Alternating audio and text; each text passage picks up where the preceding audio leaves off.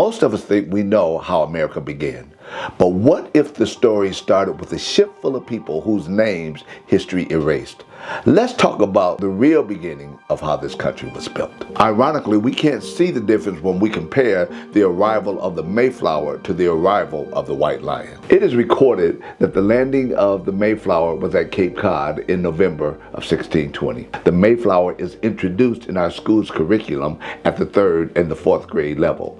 They introduced it with introducing us to the Pilgrims and the celebration of Thanksgiving. Nevertheless, nearly 1 year prior, a Portuguese ship called the White Lion landed in Port Comfort, Virginia in August of 1619 and offloaded 20 and odd slaves.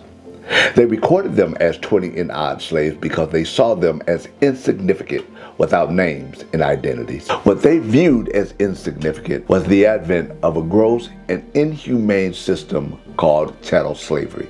It was that system, through blood, sweat, and tears, that compelled the Americas into becoming a superpower. These 20 and odd resilient people made it through what's called the Middle Passage. The Middle Passage is one leg of what's called the Transatlantic slave trade. The Transatlantic slave trade formed a triangular route connecting Europe, Africa, and the Americas. The treacherous journey took approximately 4 to 6 weeks to cross the Atlantic.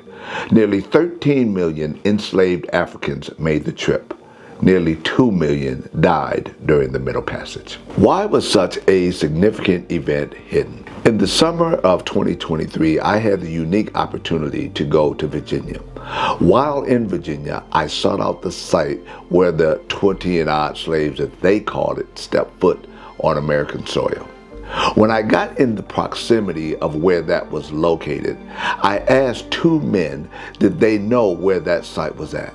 Neither of them knew that that site was there. One did say, "I know absolutely nothing about it." The other said, "Well, I think if something is there, it's going to be right down there." So I headed in the direction where he pointed. It was less than a half a mile away where I addressed the men regarding that site. When I got in the area where the site was actually located, I saw a sign, a white sign that sat on top of a pole about 3 feet high. I walked over to it, and sure enough, that was the site where the White Lion landed in 1619. A good book that I would recommend in this video is called Before the Mayflower by Lerone Bennett.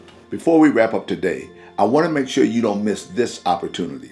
The stories we've covered are just the beginning. At unlockingblackhistory.com, you can dive deeper with our free community, exclusive content, and a workbook designed to help you reflect and grow. Don't forget to hit subscribe and turn on the notifications so you don't miss the next chapter. I'll see you at the next video.